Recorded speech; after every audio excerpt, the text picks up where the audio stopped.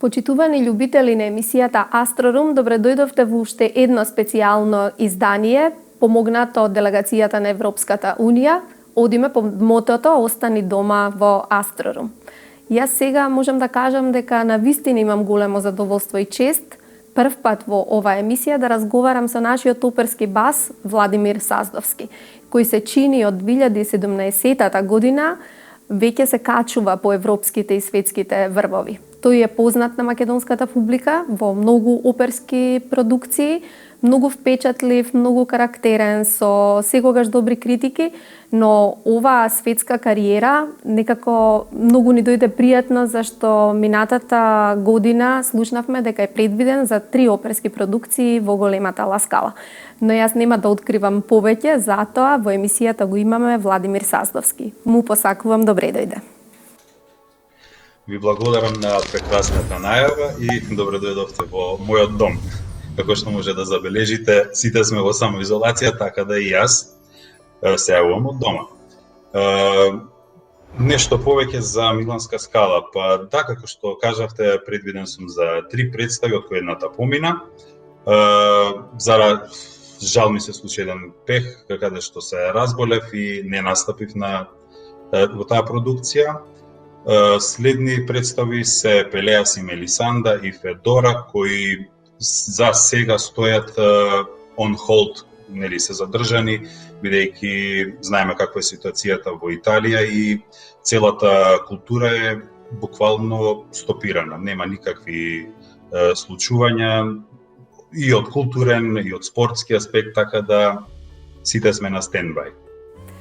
Вие практично не само што сте во самоизолација, туку го преживеавте и карантинот во Милано. Јас забележав дека последното јавување од таму ви беше на 8 март, кога го фативте последниот воз, последниот авион за Македонија. Практично бевте на подготовки за втората предвидена премиера, Пелеас и Мелисанда, но се случи тоа што се случи и искрено многу се радувам дека сте во добро здравје, зашто слушнавме од медиумите дека токму во Ла Скала има 2 заболени и тоа е првата оперска куќа во Италија која што ги затвори вратите. Кажете ни за ова не така пријатно искуство, иако вие бевте во добро расположение цело време. Токму така, за жал се случи немил настан. Еден од колегите, како што кажавте, почина од коронавирус. Скала ги затвори вратите. Сите бевме во неизвестност, во чекање за почнување со пробите. Се пролонгираше, на крајот за сето тоа да се откаже. Јас бев во тој период таму, буквално затворен во станот. Знаеме, ја следевме ситуацијата каква е. Не можам да кажам дека во Милано беше баш до толку нешто стриктно, уште најверојатно луѓето го нема сватено сериозноста на вирусов.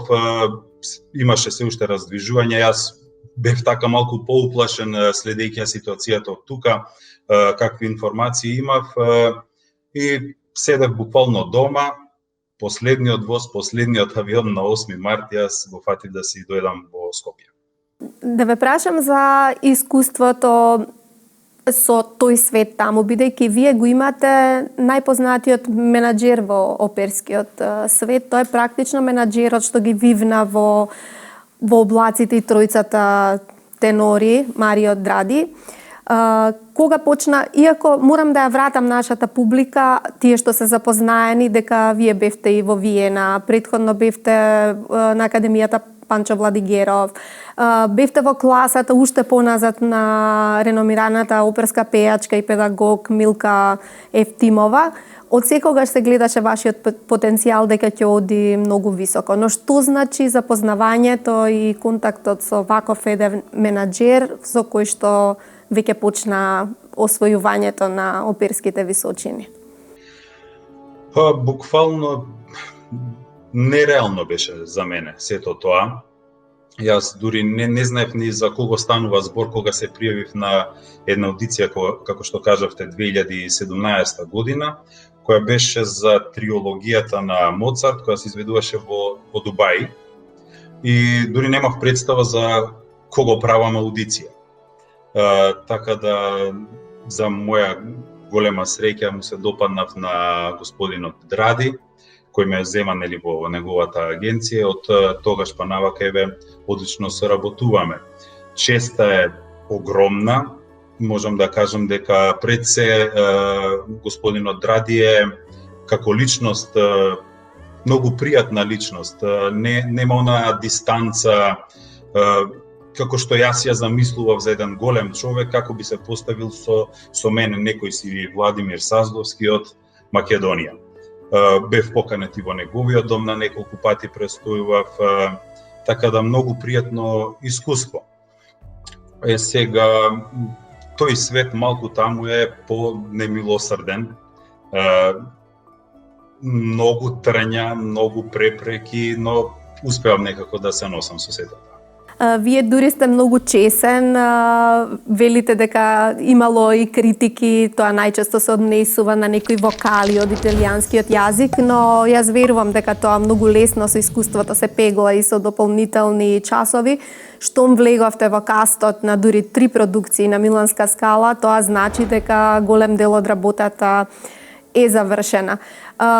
Вие немате ни 40 години, а знаеме дека во светот на операта важи тоа дека басите добиваат на патина, на зрелост, дури подоцна во животот. Вам релативно брзо ви се случи ваков голем успех и пробив.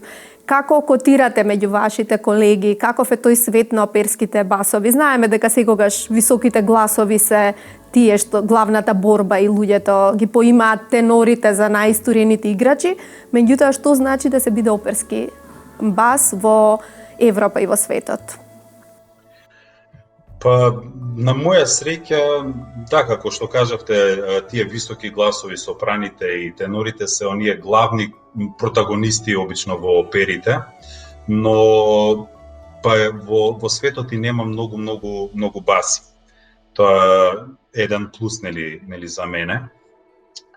Сега млад бас, тек после 40 на години доаѓа до израз нели она басовска боја, басовски тембар.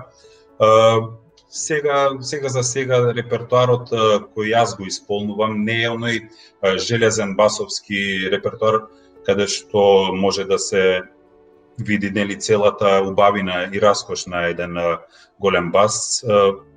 Преферирам да е тоа повеќе романтизам, така да има време за тие нели големи улоги после 45-6 години, така да се надевам дека тек доаѓаат моите 5 минути. Колку значи педагогот во развојот на еден бас? Знаеме дека постојат многу примери кога брзањето кон некој оперски репертоар знае да го уништи самиот вокален апарат. Може човекот како уметник да изгори на сцената со толку брзо итање кон успех да си ја наруши целата кариера. Вас ве советуваали правилно досега и што сметате за најголема придобивка и полза од вашите вокални педагози? Па да, може многу да наштети неправилното водење на гласот. Сепак тоа е како да речеме на некоја кола да ја дадете да влече товар што е предвиден за камион. не иде баш лесно, нели тоа. Треба време, треба трпение, треба доста работа на себе. Спомнавте и за италијанскиот јазик. Во Италија, поготово во скала се бара, значи, перфекција од секој можен аспект.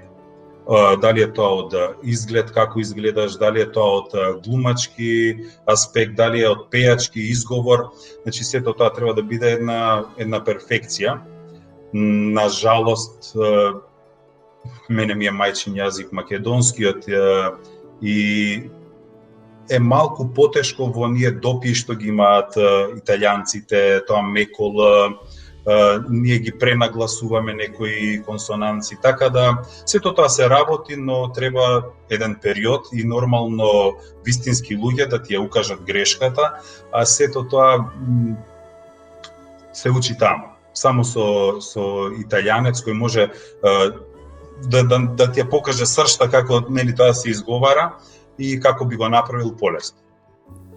Дали сметате дека во Македонија сепак имаше една логичен след на пробиви на нашите уметници и тоа ви помогна да ви бидат вратите отворени, да ги споменеме? Прво беше Александар Стефановски, потоа Благој Нацовски беше во Миланска скала, вам ви дојде редот, во меѓувреме Ана и Игор Дурловски што направија. Дали тоа помага? Луѓето знаат за добра оперска школа, добри оперски гласови што доаѓаат од земјава, или конкуренцијата е немилосрдна и...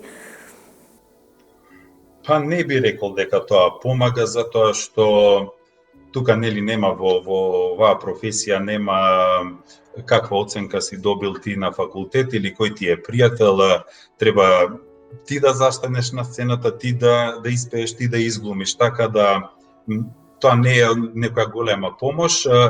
Едноставно се пријавуваш на аудиција, луѓето те гледаат, ако им се допаднеш, ако си добар те зимаат, ако не, патот назад и тоа е тоа. Како што рековме, констатиравме дека е немилосрдно, а конкуренцијата е на вистина голема. Ако во минатото постоеа некои култни имиња, сега е конкуренцијата пеколна. Да ве вратам малку поназад. Кога ви се случи македонското деби, вие имавте добро искуство со многу настапи во македонската опера и балет, што макар ви даде километри или минутажи во оперската уметност, да се чувствувате сигурни, да не ви е тоа пробив веднаш надвор. Може малку да не подсетите што се отпеавте овде и оставивте впечаток, секако. Па, јас дебитирав 2006 година, февруари месец, во операта Волшебната флейта, каде исполнив 3 улоги. И од тогаш па навака сум редовен во македонската опера и балет. Се вработив 2012 година, пред тоа бев на проекти повикуван. Сето тоа значи сцената веќе ги прави оние финеси што треба да ги има еден пејач. Те учи каде да се штедиш, каде да дадеш повеќе, затоа што ние оперските пејачи, како и сите луѓе, имаме и лош ден и сме настинати. Сето тоа ние го учиме како да го измаскираме и кога не ни е добар денот и кога сме болни, да изгледа нели достојно за една оперска представа. Сцената како сцена не учи многу работи, затоа што има, поготово образовниот систем, јас учев во Софија, потоа заминав за Виена, присуствував на доста мастер класови каде што ги научив некои ситници.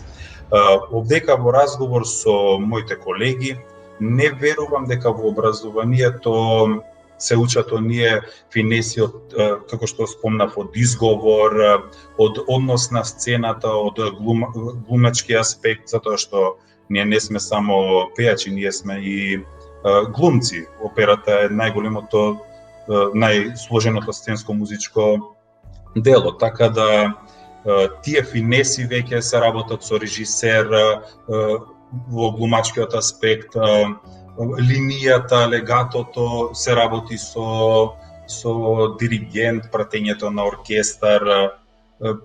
така да сцената тука мене доста убаво ме поткова да нели јас отидам и парирам на тие оперски пејачи кои се инострани. Покрај таквото богато искуство имавте соработка со врвни режисери, па дури и во Македонија. Вие се вративте од специјализација од Австрија, од Виена и имавте веднаш можност да работите со австријката, односно нашата Уши Хорнер, ако не се лажам, Да. со многу други оперски режисери. Што вака го сметате за клучно во вашата кариера? Кога почувствувавте дека ќе бидете супериорен во басовите линии? Тука има една интересна приказна како јас завршив во Виена. Значи, режисерката Уши Хорнер дојде тука 2007 година, каде ја поставуваше операта Италијанката во Алжир. Ја настапува во таа опера во улогата на Али и добив стипендија од, сега не верувам дека постои, тогаш беше ЦЕЕ, значи театар за музика од Централна и Источна Европа, каде се стипендира млади уметници. Јас бев еден од тие и имаше мастер клас во Австрија. Сега можеби ќе звучи невкусно ова што ќе го кажам, бившиот маж на на Уши Хорнер ме повика, тој е таму во универзитетот државниот предаваше, значи режија, ме повика за еден проект да учествувам во една негова опера и претставував кај нив дома. Така на доручек са бајлето ми вика, знаеш што, денеска има приемен испит за Леа Ганки Postgraduate, тоа се едни титули таму кои во школувањето, вика, зашто па ти да не се пријавиш, вика, да испееш нешто на таа аудиција. А ја воопшто не ни бев подготвен, но ајде го послушав, се пријавив и кога испадна јас да ме примат на Државниот универзитет во Виена и продолжив 2 години школување таму, одлично искуство, доста работи научив, можам да кажам, и таму. Така да беше баш интересно, бидејќи јас отидов за еден мастер клас, завршив на доручек со професорот и на аудиција која воопшто не беше планирана. Добро, некогаш вистина треба да бидат отворени вратите и да се дозволи времето да ги менаџира состојбите. Некогаш и плановите, еве, кога толку работи планираме, па не излегуваат како реалност. Дали во Македонија, да кажеме, ако школувањето му недостасуваат некои финеси, знаеме дека е скапа играчка операта, но дали со колегите на сцена може да се научат и да се компензираат работите што недостасувале претходно во периодот на едукацијата? Како не, ако една личност не е суетна, обично ние сме суетни, се надевам, ја не се сметам за една таква личност, дозволувам да колегата ми даде некоја сугестија, па јас ќе изберам дали да ја прифатам или не, но не се лутам на сугестиите, напротив се добре дојдени, затоа што доста помагаат, има некои грешки кои ги правиме, а самите не сме ни свесни дека ги правиме.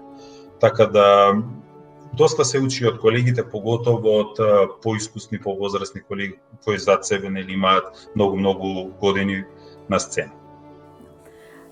Кој репертоар ви е посебно драг, односно кои ви се желбите, што да отпеете во животот и кога ќе кажете дека сте среќен и задоволен како оперски бас? Не мора да тоа да е клише, она што ние го поимаме за оперските басове, туку вие лично. Која улога ви е драга, која опера? Па мене ми се драги тенорските улоги, кога би бил искрен. Јас сум задоволен сум и сега, затоа што секоја улога мене ми е убава, мене ми е пријатна.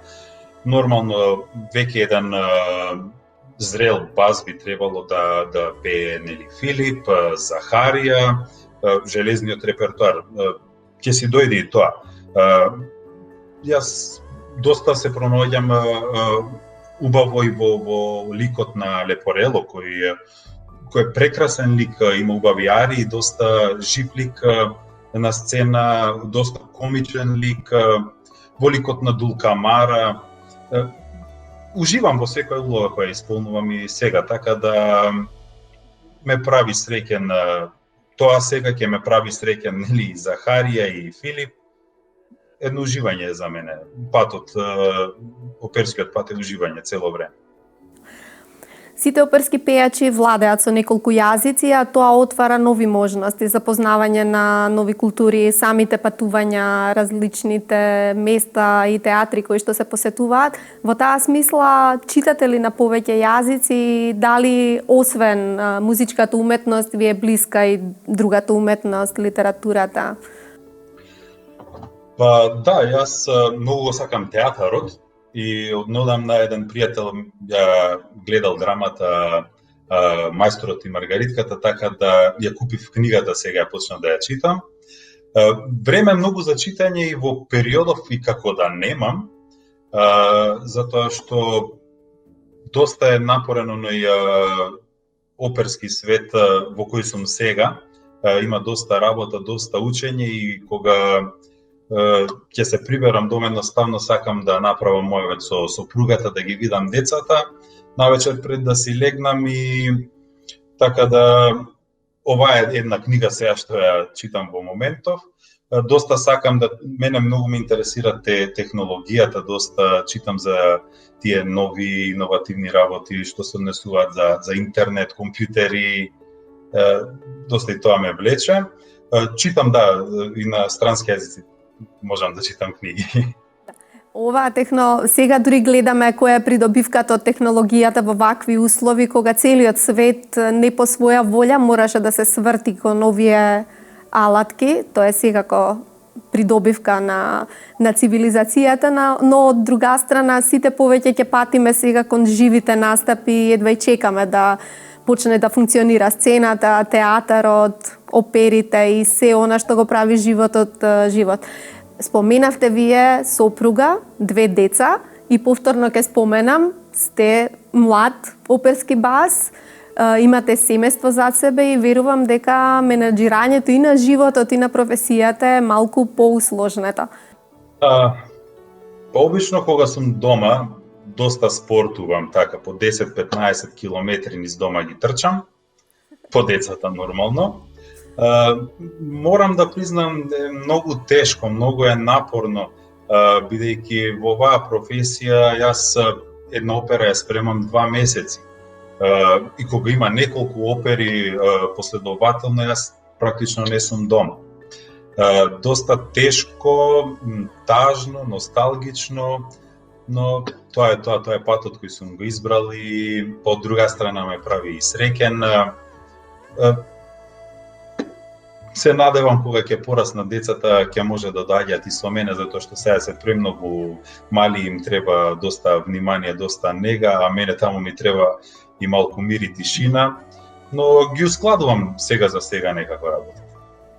Од секогаш ја имавте поддршката во семејството, почнувајќи од вашите родители за изборот на вашата професија и предпоставувам штом постигнувате сега успеси дека имате голема поддршка од сопругата со самото тоа што таа го води животот, а вие можете непречено да ја водите кариерата. Па никогаш не сум имал сопка, да, секогаш биле еден ветер кој биле позади мене и ме буткале напред и моите родители, сега и мојата сопруга. Морам да признам, јас се чудам како издржува со 2 мали деца низ дома сама и не се пожалила на сето тоа. Доста е напорно. Јас сега сум со неа тука и гледам колку е на незе тешко да се биде мајка на 2 мали деца. Но доста и помагам и јас, морам да кажам, доста ме бидува во ние домаќински работи, бидејќи како уметник животот сум го живеел и за студирање на страна, па од типот на чистење, готвење, доста се пронаоѓаме и таму, така да се надополнуваме, ако она трча по децата, ја нешто готвам низ дома. И тоа е тоа, само организација низ дома. Вие сте омилени меѓу колегите, Тоа е доволно да се отворат социјалните мрежи, да се види дека сте секогаш полн со досетки, секогаш во друштво на колегите. Секој еден ваш обичен статус завршува со милиони коментари. Такви сте по природа или животот ве научи дека за да се оди напред треба секогаш да се има позитивен став, дека треба да се има емпатија, разбирање за сите? Дефинитивно да. Видете, нашата професија е доста стресна. Да се биде на сцена е доста стресно и мора човек да си има еден издувен вентил, каде што ќе си каже што му лежи на срцето, па макар и некоја глупост да биде тоа. Сега во милен ке колегите, најверојатно се смеат на моите глупости кои играат тука некаде во мене и чекаат само погоден момент да излезат. Обично сум таков жив тип кој сака да се забавува, сака да комуницира и кога сте притиснати со сцената, со проблемите кои се на сцена, некаде во некој момент и тоа експлодира од тебе, така да се надевам дека сум им забавен на моите колеги и ете коментират затоа што тоа им е забавно, а не од емпатија према мене. Не би рекла дека е тоа сосема точно, туку мислам дека уживате почит кај своите колеги, барем досега од оние разговори што сум ги правела јас, со задоволство ве споменуваат, а и она што го гледаме на сцената не може да не излаже. Сепак глумата е глума, но оддава и дел од личноста на сцената. Не можете да оставите и вашата личност на страна. Дали сега имате известни планови? Знам дека многу работи се on hold, рековте еве во Миланска скала. Сигурно ви е во плани следната сезона, односно оваа која што сега е во застој. Можете ли нешто да ни откриете што да очекуваме кога повторно ќе се даде знак за почеток? Не се знае како ќе постапи дирекцијата на скала, дали овие опери тотално ќе ги откаже, дали ќе се пролонгира нивната изведба. Знаете, скала има огромен број на представи, така да едноставно сега не гледам каде би ги сместиле сите тие. Иначе со нив имам договор за овие две продукции кои се околу 5-16 представи во тие две продукции. Исто така со скала имам договор за септември месец во Јапонија на неколку представи на операта Тоска, но сето тоа е под знак прашалник да видиме до каде ќе не доведе ова лудило кое не зафати сите. Како што знаеме, овдека е стопирано и фестивалот Мајски оперски вечери. Се уште нема никаква информација што бидело на репертоар и дали воопшто ќе имаме Мајски оперски вечери. Така да чекаме да заврши, па да видиме што ќе одлучат дирекциите како понатака. Вие имате лична стратегија, треба да се одржите во кондиција, продолжувате да ги работите улогите и кога ќе биде решено, треба да се продолжи се. Како гледате на ова што ни се случи? Некои гледаат позитивно дека на планетава и требаше еден рестарт. Што мислите вие, не сопре сите, ќе не направи подобри луѓе, подобри уметници, похумани? Па не верувам дека ќе не направи нешто похумани, затоа што ние брзо забораваме што губиме, што добиваме. Едноставно се надевам дека ќе заврши брзо и дека ќе продолжиме сите со нормалниот живот. Не би можел да кажам дали ова малку пренапумпано што се случува со коронавирусот, затоа што многу читаме, ама и многу не разбираме дали е толку опасно или не, бидејќи како што гледаме некои постираат доста помалку заболени и смртни случаи во разлика од колку луѓе умираат од глад денеска. Некаде прочитав статија преку 20.000 луѓе дневно само умираат од глад, а светот не превзима ништо за тоа, така да не мислам дека ова ќе направи подобри суштества. За жал, прогнозите многу често одат и таму, но треба на уметниците да им е иманентно да веруваат во поидеална средина, дури да се утописти. Јас сакам да ви се заблагодарам за ова гостување, да останете и понатаму во добро здравје, зашто избегнавте голем ризик со самото тоа што во куќата каде што бевте, има дури еден починат, тоа не е за занемарување, и дека многу брзо ќе излеземе од ова и ќе ве видиме на оперската сцена и ќе уживаме во вашата уметност, а јас ќе ви подарам една книга за вашите деца, и кирката ви е мала, но ќе можете вие да ја читате, за еден крал Светко Шорц, кој што не е од оние кралеви кои што ги чуваат парите, туку ги делат на граѓанството и ги претвораат во чоколади, па дури ќе банкротира, но тој е голем човек, мал човек, ама голем, и верувам дека и децата ги воспитувате во тој дух. А синот ви е практично се уште бебе. Ви посакам си најдобро. Бебе, но на мојата керка секоја вечер ги читам приказни, дури и она веќе почна да ги чита на малиот, така да многу ви благодарам за подарокот и ви благодарам на ова прекрасно интервју. Благодарам што дојдовте кај мене дома и се надевам дека следното ќе го направиме кај вас во студио. Ќе го направиме во книжарницата Литература МК. Ова зад мене е електронска позадина и јас и оваа прилика користам што ете делегацијата на Европската Унија секогаш знае да ги поддржи проектите од културата, така што и овој вонреден циклус кога се служиме со технологијата да си ги одржиме контактите со нашите уметници го препозна и го поддржа. Владимир, ви посакувам се најдобро и едва и чекам да направим уште едно интервју, онакво конзервативно, ортодоксно, тет-а-тет. Благодарам. Ви посакувам добро здравје и довидување.